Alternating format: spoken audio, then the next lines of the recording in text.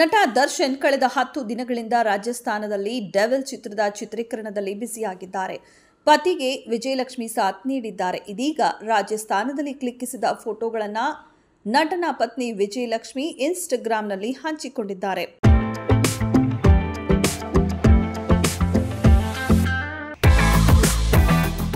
ಪತಿ ಜೊತೆ ವಿಜಯಲಕ್ಷ್ಮಿ ಕೂಡ ರಾಜಸ್ಥಾನದಲ್ಲಿ ಬೀಡು ಬಿಟ್ಟಿದ್ದಾರೆ. ಬಿಡುವಿನ ವೇಳೆಯಲ್ಲಿ ಅಲ್ಲಿನ ಸಮುದ್ರ ಸ್ಥಳಗಳಿಗೆ ಭೇಟಿ ನೀಡಿದ್ದಾರೆ.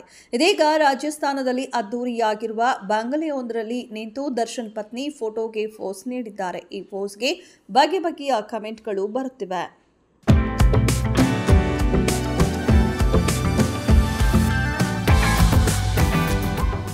ಸದ್ಯ ರಾಜಸ್ಥಾನದ ಉದಯಪುರದಲ್ಲಿ ಡೆವಿಲ್ ಚಿತ್ರದ ಶೂಟಿಂಗ್ ಭರದಿಂದ ನಡೆಯುತ್ತಿದೆ. ರಾಜಸ್ಥಾನದ ಶೆಡ್ಯೂಲ್ ಚಿತ್ರೀಕರಣ ಮುಗಿಸಿ ಏಪ್ರಿಲ್ 4ರಂದು ಬೆಂಗಳೂರಿಗೆ ಪತ್ನಿಯೊಂದಿಗೆ ದರ್ಶನ್ ವಾಪಸ್ಸಾಗಲಿದ್ದಾರೆ. ಡೆವಿಲ್ ಚಿತ್ರಕ್ಕೆ ಮಿಲನಾ ಪ್ರಕಾಶ್ ನಿರ್ದೇಶನ ಮಾಡುತ್ತಿದ್ದಾರೆ. ದರ್ಶನ್ ಜೊತೆ ರಚನಾ ರೈ, ಶರ್ಮಿಳಾ ಮಾಂಡ್ರೆ, ಬಿಗ್ ಬಾಸ್ ಖ್ಯಾತಿಯ ವಿನಯ್ ಗೌಡ ಸೇರಿದಂತೆ ಹಲವರು ನಟಿಸುತ್ತಿದ್ದಾರೆ. ಇದೆಷ್ಟು ಈ ಹೊತ್ತಿನ ಸುದ್ದಿ. ಮತ್ತಷ್ಟು ಸುದ್ದಿಗಳಿಗಾಗಿ ನೋಡ್ತಾ ಇರಿ ಸಿರಿ ಟಿವಿ.